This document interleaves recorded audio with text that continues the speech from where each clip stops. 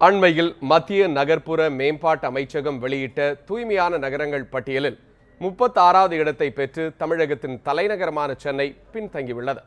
இதற்கான காரணங்கள் பற்றிய செய்தி தொகுப்பை தற்போது பார்க்கலாம். மத்திய அரசின் தூய்மை இந்தியா திட்டம் நாடு முழுவதும் பல்வேறு நகரங்களில் செயல்படுத்தப்பட்டு வருகிறது.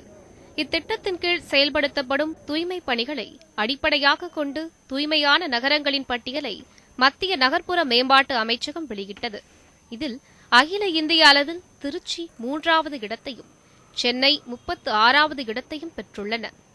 வர்த்தகம், கட்டுமானம் போன்ற பல்வேறு அம்சங்களில் முன்னிலை வகிக்கும் சென்னை நகரம் தூய்மையில் பின்னுக்கு தள்ளப்பட்டதற்கு முக்கிய காரணமாக கூறப்படுவது மக்களிடையே இது தொடர்பான போதுமான விழிப்புணர்வு இல்லாததே என்று கூறப்படுகிறது. மேலும் திறந்த வெளியில் இயற்கை உபாதைகள் கழிப்பது, சாலை ஓரங்களிலே குளிப்பதும், சமைப்பதும், குப்பைகளை கொட்டுவதும் போன்றவை தொடர்ந்து நடைபெற்று வருகிறது.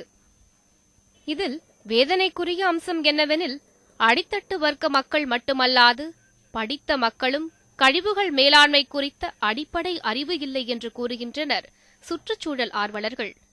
தூய்மையின் முக்கியத்துவம் பற்றியும் குப்பைகளை பிரித்து மறுசுழற்சி முறையில் பயன்படுத்தும் முறைகள் குறித்தும் பள்ளிகளிலேயே பாடத்திட்டமாக கொண்டு வர வேண்டும் என்றும் அவர்கள் கூறுகின்றனர். குப்பை ஒரு பெரிய பிரச்சனையாக இருக்கிறதுக்கு மெயின் காரணம் என்னென்னா, நம்ம குப்பையை மேனேஜ் பண்ணுறதுல தான். முதல்ல அது வீட்டிலேருந்து ஆரம்பிக்கும். குப்பை ஆரம்பிக்கிறது வீடு தான். ஸோ சோர்ஸ் செக்ரிகேஷன் அப்படின்னு சொல்லுவோம். வீட்டில் இருக்கக்கூடிய மக்கக்கூடிய உணவு சம்மந்தமான பொருட்கள் எல்லாத்தையும் வீட்டிலேயே மக்க வச்சிடணும். அது வந்து ஒரு சட்டமாக உருவாக்கி அதுக்கான பயிற்சிகள் கொடுக்கணும். அது ஸ்கூல்லேருந்தே ஆரம்பிக்கணும்.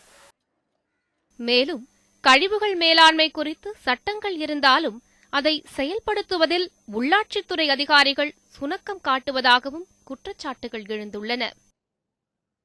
இந்த குப்பைகளை நகராட்சி மூலமாக தான் எல்லாத்தையும் கலெக்ட் பண்ணுறாங்க.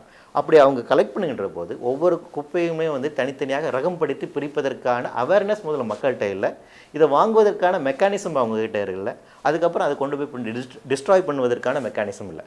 ஆக இதெல்லாம் நடைமுறைப்படுத்துவதில் மிகப்பெரிய ஒரு சிக்கல் இருக்குது. ஆக இதற்கு தனியாக ஒரு துறை ஒதுக்கப்பட வேண்டும். இதற்கு தனியாக இன்னும் ஆராய்ச்சிகள் நடத்தப்பட வேண்டும். இதுக்கான ஏற்கனவே டெக்னாலஜிஸ் இருக்குது, ஆனால் இம்ப்ளிமெண்டேஷன் ப்ராசஸில் இருக்குது. தூய்மை இந்தியா திட்டம் சிறப்பாக செயல்படுத்தப்பட்டால் பல ஆண்டுகளாக குப்பைகள் மற்றும் சாக்கடையின் நடுவில் அன்றாட வாழ்க்கையை கழித்து வரும் லட்சக்கணக்கான மக்களுக்கு ஆரோக்கியமான வாழ்வு கிடைக்கும் என்று சுற்றுச்சூழல் ஆர்வலர்கள் தெரிவிக்கின்றனர்.